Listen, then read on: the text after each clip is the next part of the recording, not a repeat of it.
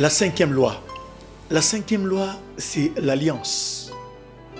Mes frères et mes sœurs, l'alliance, laissez-moi vous dire, l'alliance est un élément important dans la préservation de la race. L'alliance peut être définie comme un pacte entre deux personnes, entre deux parties. Dans ce cas-ci, l'alliance, bien sûr, concernera Dieu et l'homme. Lorsque Dieu fait alliance avec les hommes, ou lorsque des hommes s'approchent de Dieu par une alliance, ces hommes et ces femmes sont en relation avec Dieu. Laissez-moi vous dire une vérité importante. L'alliance vise la relation.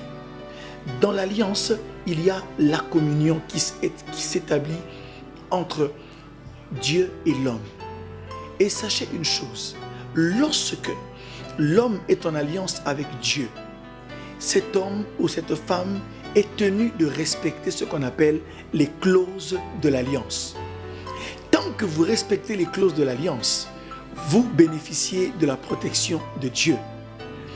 Dans Exode 19, verset 5, Dieu, l'Éternel, après avoir libéré Israël de la captivité égyptienne, il les invite et les amène au mont Horeb pour traiter alliance avec lui.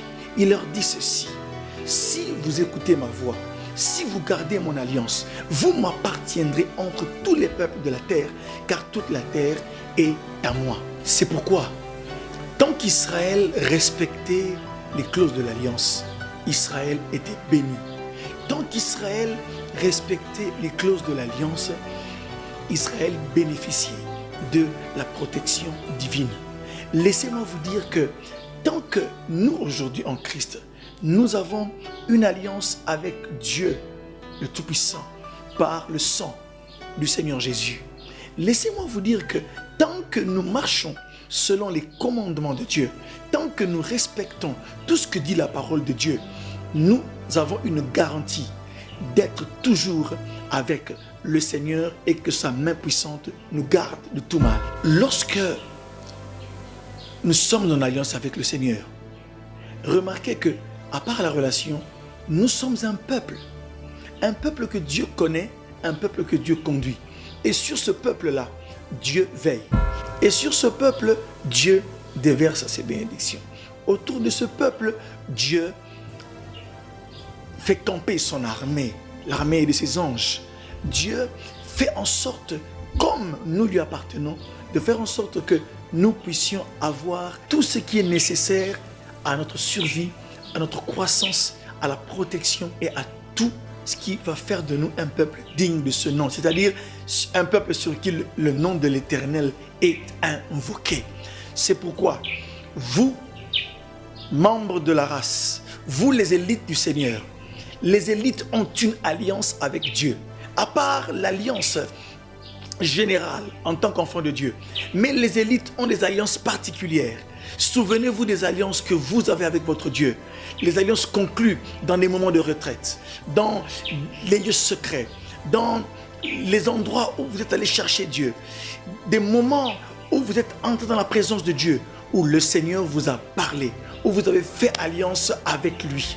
Sachez que pour préserver la race, l'alliance est nécessaire et fondamentale. Car l'alliance, c'est comme le sel qui protège. L'alliance est là pour nous garder de ne pas nous comporter comme les autres. En sachant que vous avez une alliance avec Dieu, vous serez différent. Car l'alliance vous fait devenir différent et vous donne la différence. Et pour finir, sur ce point de l'alliance, laissez-moi vous dire ce qui s'est passé avec Balaam, le voyant. Vous vous souvenez que sur les plaines, lorsqu'Israël arrive dans les plaines de Moab, le roi Balak a peur de ce qu'Israël puisse l'écraser. Mais alors, il fera appel au prophète Balaam pour venir maudire Israël. Et vous connaissez l'histoire. Balaam n'a pas pu maudire Israël parce que quand il regarde Israël du haut des montagnes, il dit, il prophétise, il dit, je ne vois aucun mal sur ce peuple. Mais on se souvient de ce que dit Apocalypse 2,14. Lorsque Jésus dit, écris à l'ange de Pergame, Il dit, je connais tes œuvres. Il dit, ce que j'ai contre toi, c'est que tu as là des gens attachés à la doctrine de Balaam. Balaam qui a enseigné à Balak. Donc, vous vous référez à l'histoire du livre des Nombres. Là où Balak, ne sachant pas comment vaincre Israël, Balaam appelle Balaam pour maudire Israël. Balaam ne pouvant les maudire, mais il donne un stratagème à Balak. Il dit, ces gens, il faut envoyer des filles, des femmes, parmi le peuple d'Israël, qui vont les conduire à l'impudicité et qui vont aussi les entraîner à manger des viandes sacrifiées aux idoles. Et en même temps, quand Israël fera cela, ils vont briser les clauses de l'alliance.